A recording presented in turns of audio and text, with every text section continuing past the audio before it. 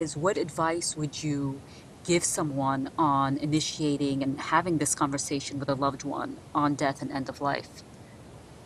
Well, it can happen to have a conversation like this when nothing at all is, no one's ill, or we're not thinking that death is imminent.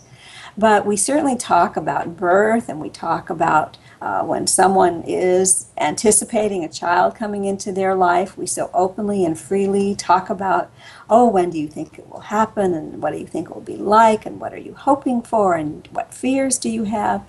And to be able to have an open, caring conversation like that about death and grief can really be a marvelous opportunity for people to be able to not have to keep their feelings and their thoughts and be alone with them, but to be able to share them.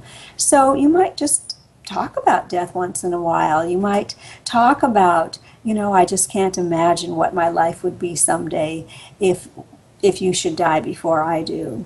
Or here are the things that have been so important to me in our relationship. Here are things about you that I would tell others and pass along to telling others about the person that you were, or these are the things that I admire about you.